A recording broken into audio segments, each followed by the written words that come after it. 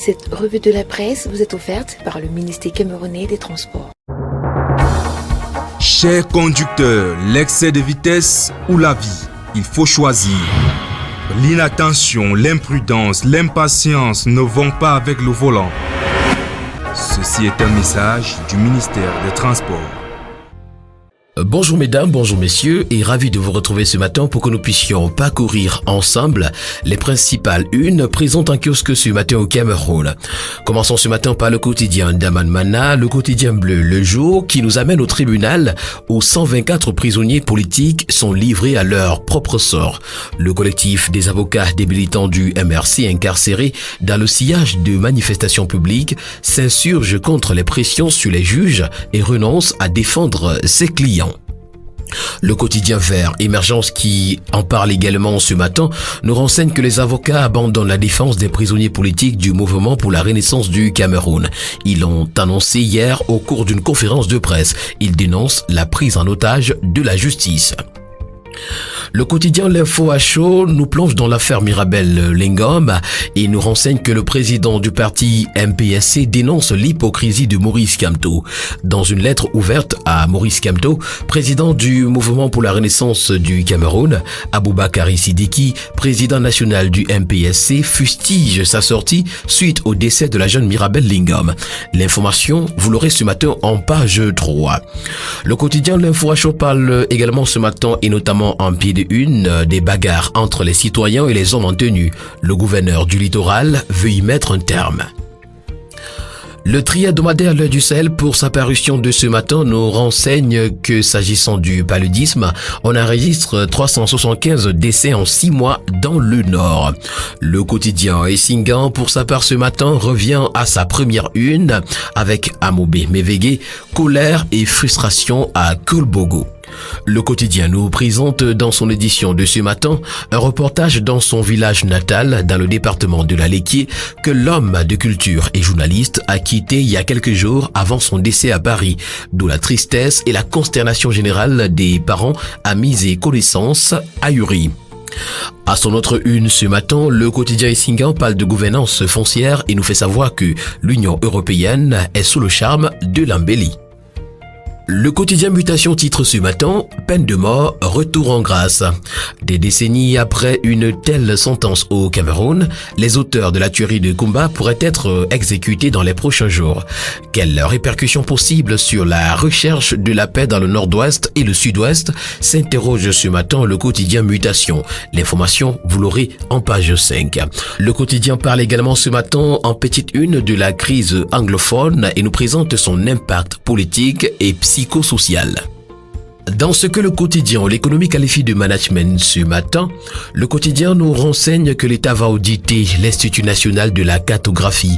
L'objectif étant d'analyser la viabilité de cette institution en vue de l'amélioration de ses performances. Et puis également à son autre une ce matin, Congrès mondial de la nature, la préservation des forêts du bassin du Congo est en débat. On parle également du port autonome de Kribi en petite une et le quotidien L'économie nous présente les performances de KTC au premier semestre 2021. Avec l'hebdomadaire Éco-Finance, on parle ce matin de préparation du budget. L'hebdomadaire nous présente les 15 priorités du gouvernement en 2022. L'amélioration du climat des affaires et la production des biens de grande consommation, la soutenabilité des finances publiques et la mise en œuvre de la SND 30, l'élargissement de l'assiette fiscale et la sécurisation des recettes et circuits de collecte, la promotion du genre, la décentralisation, la réduction du train de vie de l'État et bien d'autres. Le chef de l'État a signé le 30 août 2021 la circulaire relative à la préparation du budget 2022.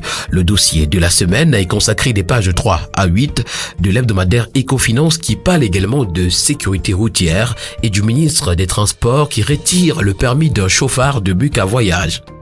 Le tri-hebdomadaire Le Soir qui en parle également ce matin nous renseigne que Galibé a sanctionné un chauffeur indélicat.